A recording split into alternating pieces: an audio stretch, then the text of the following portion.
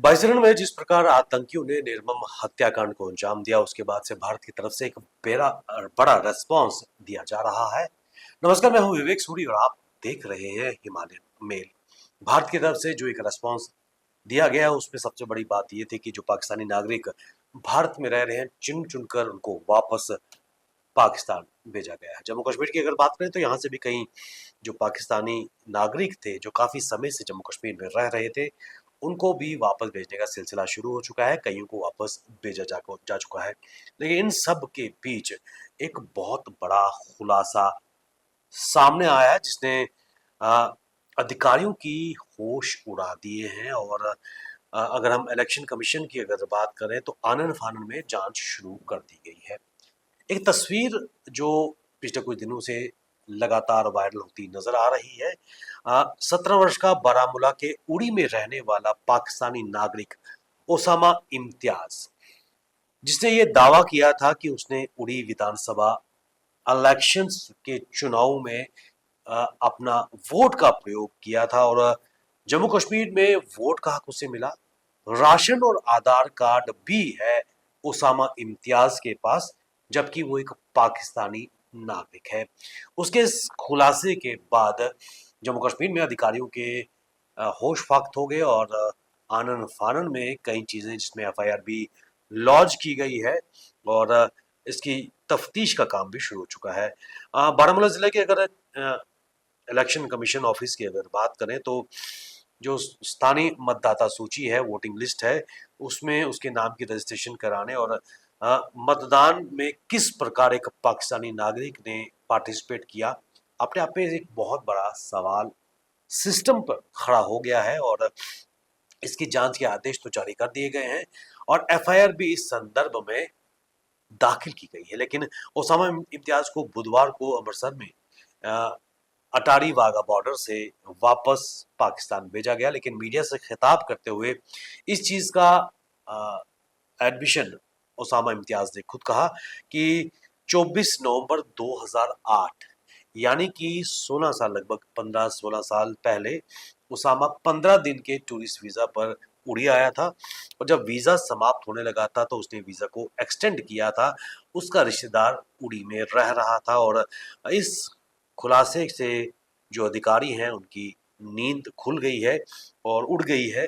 और ओसामा ने यह भी माना कि उसने वहां पर उड़ी में एक लोकल स्कूल में एडमिशन लिया, राशन कार्ड भी बनाया, आधार कार्ड भी बनाया और कंप्यूटर साइंस में वो डिग्री की पढ़ाई कर रहा था। 17 वर्षों से उड़ी में अपने रिश्तेदारों के पास ओसामा इम्तियाज रह रहा था। और ऐसे में जम्मू कश्मीर में अधिकारियों की भूमिका पर एक बहुत बड़ा सवाल उठ खड़ा हुआ है।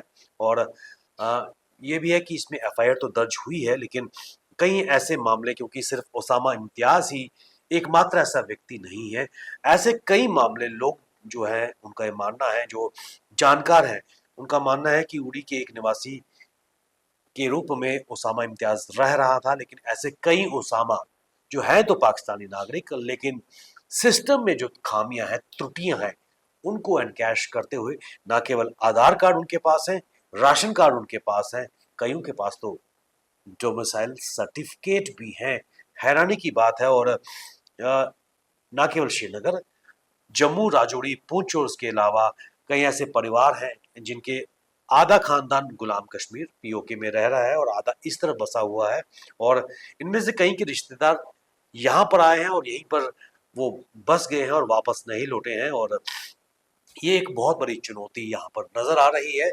और ऐसे में हम सब जानते हैं कि जम्मू, खासकर पीओके की अगर बात करें तो पूर्व आतंकियों की पत्नियों को भी बिना नागरिकता के लिए 2020 में जिला विकास परिषद का चुनाव लड़ा था, जो अपने आप में बड़ी एक खबर तब भी निकल के आई थी। हालांकि इस बात के खुलासे के बाद मतगणना पर काउंटिंग पे रोक लगाई गई थी और दोनों क्षेत्रों में पुनर्मतदान भी करवाया गया था। और आपको बताते चले कि कुपवाड़ा के दरगुला क्षेत्र में पूर्व आतंकी की पत्नी सोफिया सदफ और हाजन क्षेत्र से शाजिया असलम ने चुनाव लड़ा था। और ये मुद्दा एकदम इलेक्शन में तूल पकड़ लिया गया था, क्योंकि सोफिया सदफ ने पीओके में मुजफ्फराबाद में रहने वाली थी और 2010 में विवाह रचाकर कश्मीर आई थी। और आपको ये भी बताते हैं कि खासकर ना केवल जो पाकिस्तानी नागरिक हैं इस वक्त इस तरह उनको इलीगली वो जम्मू कश्मीर में रह रहे हैं और अब एक लंबे अरसे के बाद जो अधिकारी हैं, जो एजेंसीज हैं, वो जागी हैं। चुनौती यहाँ पर समाप्त नहीं होती क्योंकि चुनौती यहाँ पर मैनीफोल्ड बढ़ती हुई नजर आ रही है। सरकार लगातार स्लीपर सेल्स की बात कर रही है और ग्राउंड वर्कर्स की बात कर रही है और एक बहुत बड़ी बस्तियां यहाँ पर इलीगली यहाँ पर बन चुकी है। जम्मू की अगर बात करें, रोहिंग्याज और बांग्लादेशीज यहाँ पर रह रहे हैं और वो तस्वीरें कौन भूल सकता है कि हाथों में उनके पास आधार कार्ड भी है, राशन कार्ड भी है और कईयों के पास डोमिसाइल सर्टिफिकेट भी है।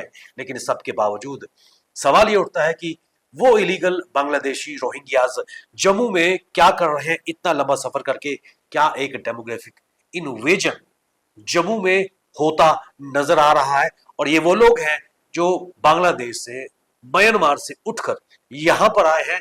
किस तरह से एक हिंदू डोमिनेटेड एरिया में, वो फ्रिंजेस एरिया में रह रहे हैं, अपनी सेटलमेंट्स कॉलोनीज उन्होंने बनाई है और उनके पास दस्तावेज भी है, आधार कार्ड भी है और राशन कार्ड भी है, डोमिसाइल सर्टिफिकेट भी है और कहीं ना कहीं अधिकारियों की नींद खुलने की जरूरत है।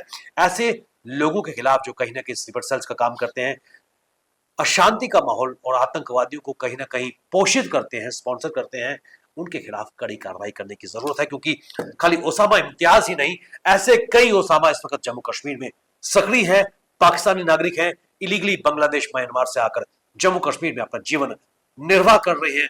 उनको आइडेंटिफाई करने की जरूरत है और ये काम रुकना नहीं चाहिए क्योंकि नहीं तो बाइसन जैसे कई इंसिडेंट्स हमें देखने को मिलेंगे।